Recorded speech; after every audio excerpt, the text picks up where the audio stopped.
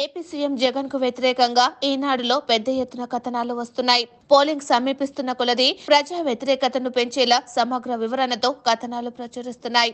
అయితే వీటిని సాక్షి మీడియా ద్వారా తిప్పికొట్టే ప్రయత్నం చేస్తున్నారు జగన్. ఈనాడులో వచ్చిన కథనాలను ఫ్యాక్ట్ చెక్ పేరిట ప్రత్యేక కాలం ను ఏర్పాటు చేసి గట్టిగానే వివరణ ఇస్తున్నారు. అయితే ఈనాడులో వచ్చిన కొన్ని కథనాలు వైసీపీ ప్రభుత్వం చేస్తున్న మంచిని కూడా చెబుతుండడం విశేషం. రాష్ట్రంలో ప్రభుత్వ విద్యా వ్యవస్థ దిగజారిందని, నాడు నేడు ద్వారా భారీ అవినీతి జరిగిందని, ఆన్లైన్ విద్యా బోధన పేరిట ప్రైవేటు సంస్థలకు వందల కోట్ల రూపాయల దోపిడీ పాల్పడుతున్నారంటూ ఈనాడులో ప్రత్యేక కథనాలు వచ్చిన సంగతి తెలిసిందే. తాజాగా 10వ తరగతి ఫలితాల నేపథ్యంలో ఈనాడులో వచ్చిన కథనం చర్చనీయాంశంగా మారింది.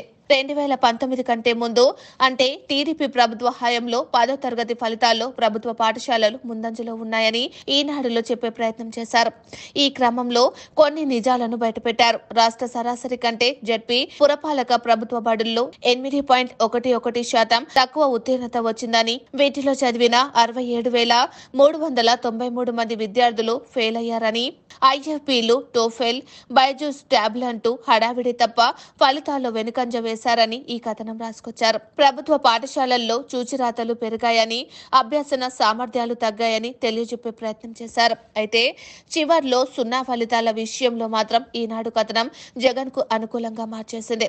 2019లో సున్నా ఫలితాలు సాధించిన పాఠశాలల్లో ప్రైవేటు పాఠశాలలు 2 నమోదు కాగా ఎయిడెడ్ 1, ప్రభుత్వ పాఠశాలలను 0గా చూపించారు. అంటే అక్కడ ప్రభుత్వ పాఠశాలల్లో ఉత్తీర్ణత మెరుగుపడినట్టే కదా. 2022లో ప్రైవేటు పాఠశాలలు 31, ఎయిడెడ్ పాఠశాలలు 18, ప్రభుత్వ పాఠశాలల్లో 22లో సున్నా ఫలితాలు వచ్చాయి. అంటే ప్రైవేటు పాఠశాలల కంటే ప్రభుత్వ పాఠశాలల్లో సున్నా ఫలితాలు తగ్గినట్లే కదా.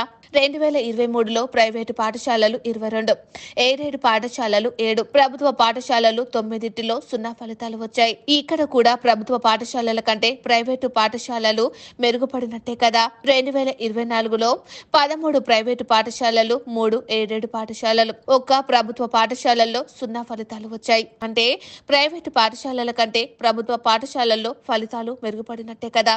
అయితే మొత్తం కథనంలో ప్రభుత్వ వ్యతిరేకతను చూపించగా సున్నా ఫలితాల విషయానికి వచ్చేసరికి జగన్ అనుకూల వైఖరి కనిపించింది. ఈ కథనం విషయంలో రామోజీరావు జగన్ కు ఫేవర్ చేసినట్లు కనిపిస్తోంది.